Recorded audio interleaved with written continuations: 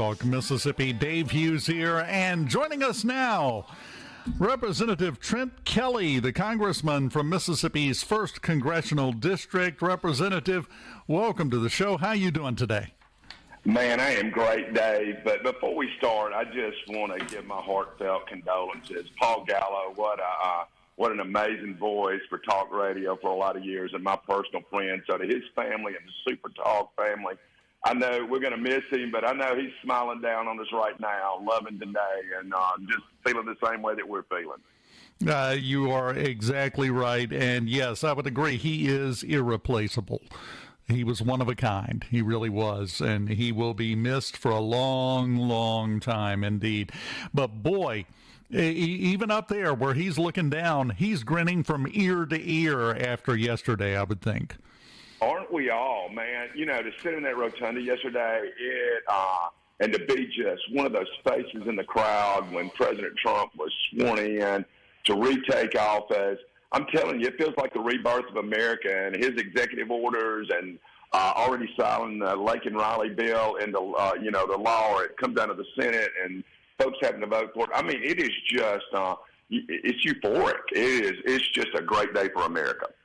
Well, it is, and I think, and I've talked to so many people that have told me that after the election in November, a day or two afterwards, it almost felt like a weight had been lifted off of everyone and they could breathe again. And I think that just everything that happened yesterday intensified that feeling for all of us. Oh, it absolutely did. And walking around the streets, even in 18-degree weather and snow and slippery sidewalks, I'm telling you, Trump hats everywhere. Everybody had smiles on their faces. I've not seen an inauguration like this. I was here in 17, and it was great. 20 was awful because of COVID and who we were inaugurating. But I'm telling you, yesterday was like nothing I've ever seen on the streets of D.C. It was just amazing how many people braved the cold and weather and were up here in support of our president. Well, let me ask you this, because, we're all happy. We're all ecstatic.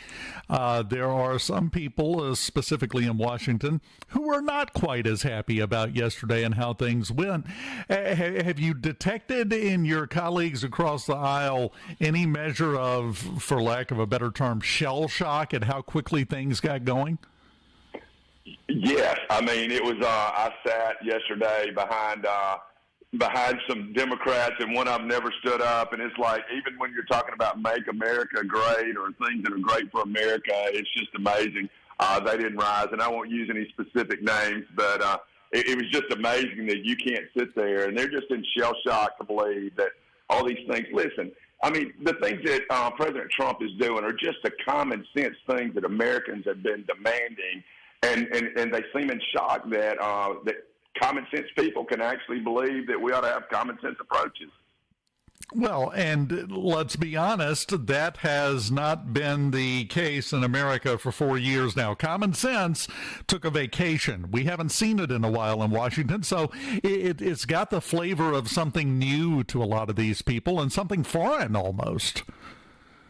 Absolutely, but I'm excited. You know, we're already, some of our House leadership, Speaker Johnson, some of those guys are meeting with President Trump today to talk about the reconciliation package and the first 100 days. And, we've got a slim majority, slimmer in the House than even the Senate right now.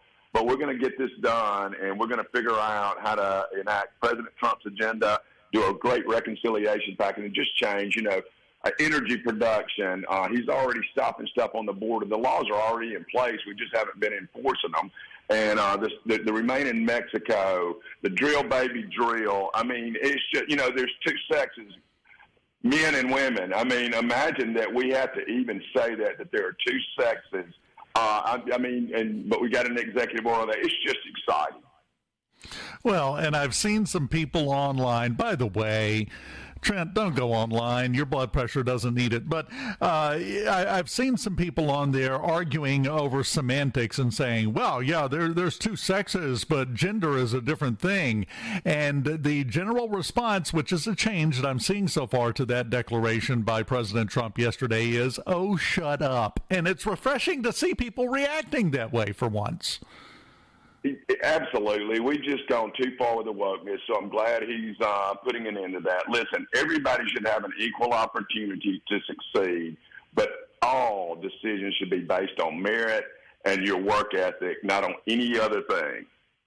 Well, and that's something that has been painfully missing for a while. And you mentioned the first 100 days, which are traditionally a big deal in a presidential administration. I think he did his first 100 days yesterday, didn't he?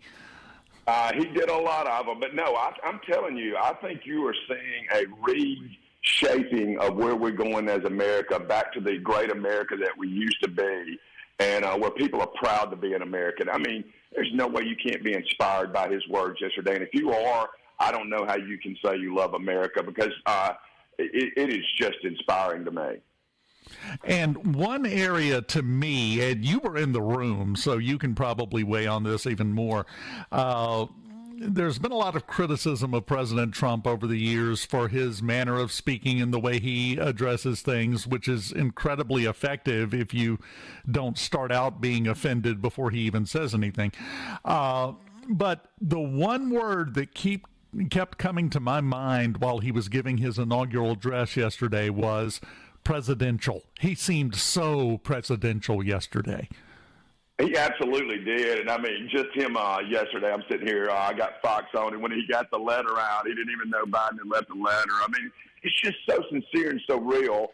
And that confuses people in this town who think that they measure everything on a political thing, and Trump's not that. And he was good the first time, but he is much more presidential and better this time because he knows what he's doing. He's had 4 years experience. Literally, he's almost had 8 years of experience. He's going to be a 12-year president, even though he wasn't in for the last 4 years. He was still governing from outside. Well, we've seen that since the election when we've had world leaders coming to America for a meeting at Mar-a-Lago, not Washington. Absolutely. I'm telling you, it's just so exciting. And I mean, it's euphoric, and my staff's excited. I'm excited. I saw Governor Reeves up here. He was excited. It's an amazing day. And I don't know what I want to do first, but his executive orders are doing it. But we got to follow that up with laws to make sure that the next president doesn't come in and undo that stuff. So we need to permanentize some of these things. Well, we've had problems during the last administration. How hard do you think it's going to be to get some of these things through the House? It's going to be difficult, but I think the president is going to weigh in on the agenda, and I would not want to be the Republican who does not vote with the president's agenda. And some of these, sooner or later, I think you're going to start seeing Democrats come over that are in vulnerable districts because they're going to want to vote for this and be a part of it rather than be opposed to it and go home in the next election. Well, they do have to go home and explain to the voters why they voted the way they did, as you well know, and that suddenly is carrying a lot more weight than it has for the last few years, I think.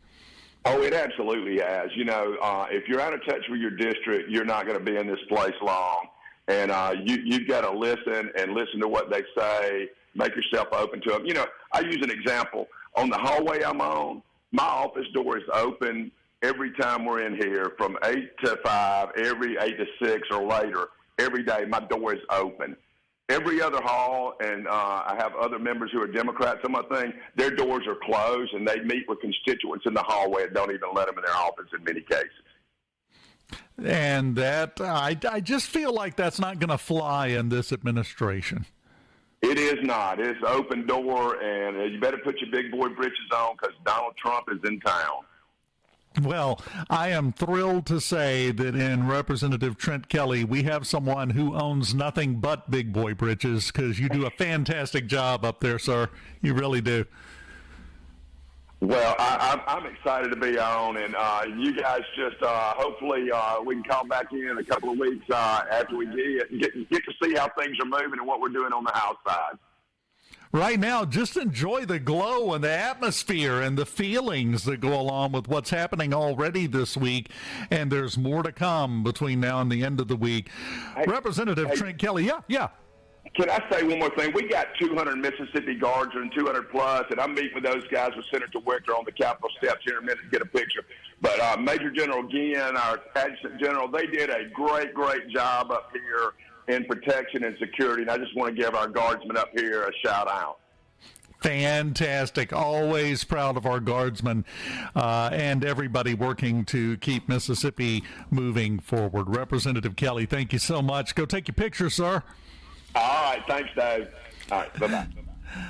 Always enjoy talking to Representative Kelly. It's just a good guy. Forget the elected part. Just a good guy. We continue on.